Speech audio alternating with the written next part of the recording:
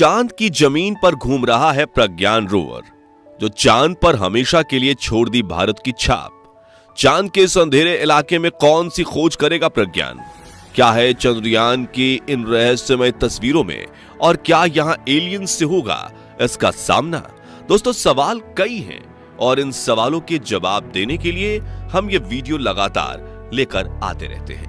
जैसा कि आप सब लोग जानते ही होंगे कि 23 अगस्त के दिन हमारे चंद्रयान 3 ने चांद के दक्षिणी ध्रुव में सफलतापूर्वक लैंड कर लिया था, और अब इसरो वैज्ञानिक अपने मिशन को आगे बढ़ाते हुए चांद के इस इलाके में खोजबीन कर रहे हैं। आपने इस मिशन से जुड़ी ये बात कई बार सुनी होगी कि चांद के इस एरिया में चंद्रयान 3 से पहले कोई भी स्पेस एजेंसी नहीं पहुंच पाई थी, और इसे हमारे नेचुरल सैटेलाइट यानी कि मून का सबसे रहस्यमय एरिया माना जाता है। ऐसे में सवाल ये उठता है कि इस खतरनाक इलाके में विक्रम लैंडर और प्रज्ञान रोवर क्या क्या परीक्षण करने वाले हैं? चांद के दक्षिणी ध्रुव को इतना ज्यादा मिस्टीरियस क्यों माना जाता है?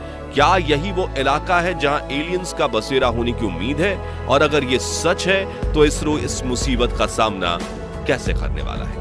आइए इन सब चीजों के बारे में आपको डिटेल में बताते हैं। दोस्तों, चंद्रयान 3 चांद के दक्षिणी ध्रुव पर लैंड करने के 15 घंटों के भीतर ही प्रज्ञान रोवर ने एक काम जरूर किया, वो था भारत और इसरो की छाप चांद की जमीन पर छोड़ना। दरअसल प्रज्ञान एक 6 पहियों वाला रोवर है, जिसमें एक साइड के 3 पहियों पर इसरो ने अपना लोगो और दूसरी साइड के 3 पहियों पर भारत की पहचान अशोक चिन्ह को उकेरा हुआ है। यानी प्रज्ञान रोवर जहां जहां भी जाएगा वहां इसके पहियों के निशान के साथ ये दोनों चिन्ह भी बनते जाएंगे।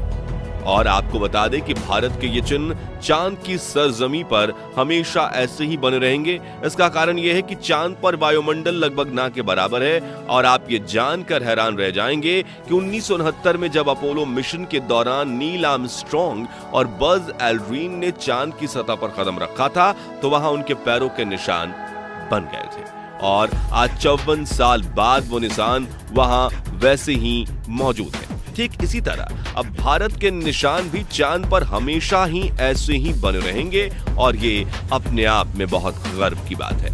तो अब सवाल ये आता है कि हमारे चंद्रयान 3 का विक्रम लैंडर और प्रज्ञान रोवर चांद पर क्या क्या परीक्षण या रिसर्च करने वाले हैं, क्योंकि अभी ये मिशन एक लूनर डे यानी कि पृथ्वी के 14 दिन और चलने वाला है।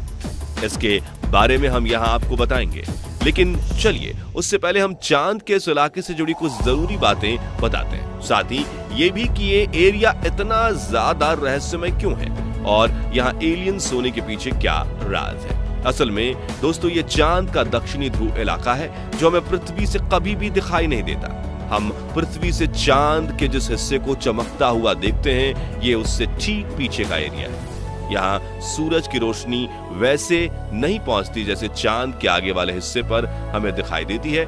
यहाँ सूरज हमेशा होराइजन पर रहता है। इसका मतलब यह है कि जिस जगह पृथ्वी पर सूरज उगने के समय और शाम को डूबने के समय एकदम नीचे की तरफ नजर आता है, ठीक वैसे ही चांद के इस इलाके में रहता है।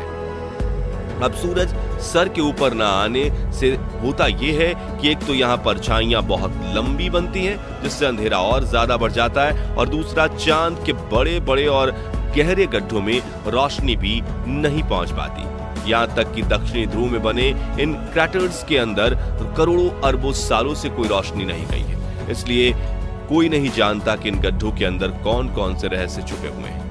साथ ही चंद्रयान 3 से पहले इस इलाके को एक्सप्लोर करने के लिए भेजा गया कोई भी मिशन सफल नहीं हो पाया है, इसलिए चांद के इस एरिया को इतना ज्यादा रहस्यमय माना जाता है। यहाँ तक कि रिसर्चर्स और लेखक तो यहाँ एलियंस के मौजूद होने का दावा भी कर चुके हैं। उनका कहना है कि चांद के इस अंधेरे गड्ढे में एलियंस की एक सभ्यता रहती है, जिससे हम इंसान अभी तक अनजान हैं। अब इस बात में कितनी सच्चाई है, ये हम आपको आगे बताएंगे, लेकिन चलिए उससे पहले ये जान लेते हैं कि प्रज्ञान रोवर और विक्रम लैंडर को इसरो ने किन किन उपकरणों से लैस करके चांद पर भेजा है, और वहां पर ये कौन कौन से परीक्षण करने वाले हैं। विक्रम लैंडर की अगर बात करें तो ये बॉक्स शेप में बना 200 × 200 × 116.6 सेंटीमीटर आकार वाला लैंडर है। एनर्जी के लिए इसमें सोलर पैनल्स लगाए गए हैं, जिनकी मदद से ये 738 वॉट बिजली पैदा करता है।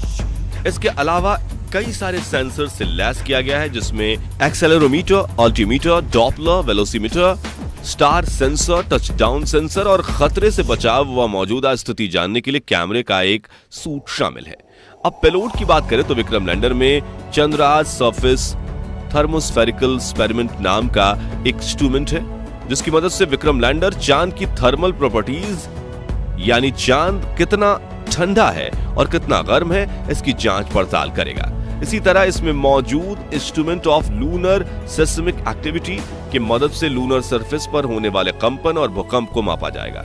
Radio autonomy of moon bound hyper sensitive ionosphere and atmosphere से चांद की हवा की जांच की जाएगी और लैंगम्यूर प्लाज्मा घनत्व और इसकी विविधताओं का अनुमान लगाने में इस्तेमाल होगा। चलिए अब बात करते हैं प्रज्ञान रोवर की। तो जैसा कि हमने आपको बताया, ये 6 पहियों वाला रोबोटिक रोवर है जिसका वजन 26 किलोग्राम है, जिसमें नेविगेशन के लिए एक कैमरा लगा है और अपने सोलर पैनल की मदद से ये 50 वाट बिजली उत्पन्न करता है। साथ ही विक्रम लैंडर के साथ कम्युनिकेशन बनाए रखने के लिए इसमें RX-TX एंटेना भी लगाए गए हैं।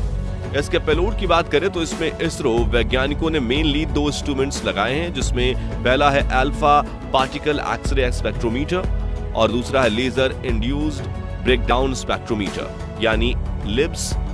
इसमें एपेक्स एक तरह का स्पेस माइक्रोस्कोप है, जिसकी मदद से चांद की सतह और वहां मौजूद दूसरे ऑब्जेक्ट्स को करीब से देखकर उनका विश्लेषण किया जाएगा। दूसरी तरफ लिब्स की बात करें तो ये लेजर उपकरण है जिसका काम लूनर सरफेस पर मौजूद अलग अलग एलिमेंट्स को जांचना व समझना होगा।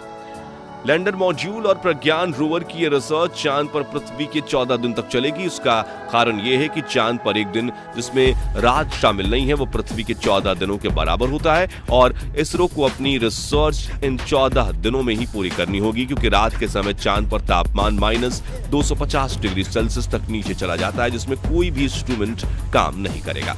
तो विक्रम लैंडर और प्रज्ञान रोवर रात होने से पहले ही अपने रिसर्च के साथ सारा डेटा पृथ्वी पर मौजूद इसरो वैज्ञानिकों को सेंड कर देंगे।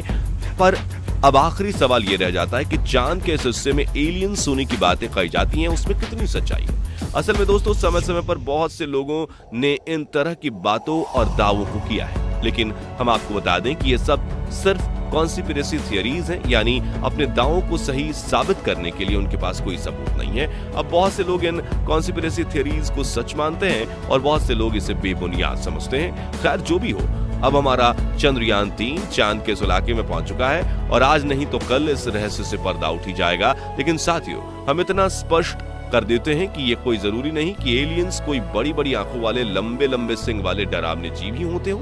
एलियंस का मतलब नई दुनिया का जीव, यानी हमारे पृथ्वी के अलावा इस ब्रह्मांड में पाए जाने वाले सभी छोटे बड़े जीवों को एलियंस कहा जाता है।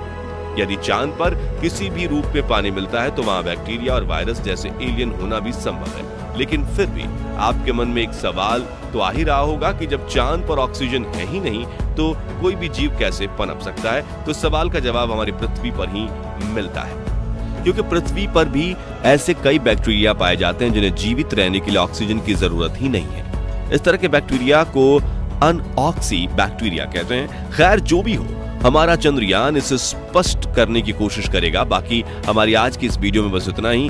वीडियो अच्छी लगी हो तो इसे लाइक और शेयर जरूर करना, और अगर आप हमारे फेसबुक पेज पर नए हैं तो पेज को फॉलो भी जरूर करें। मिलते हैं जल्दी ही ऐसी एक और इंटरेस्टिंग वीडियो में, तब तक के लिए गुड बाय, जय हिंद।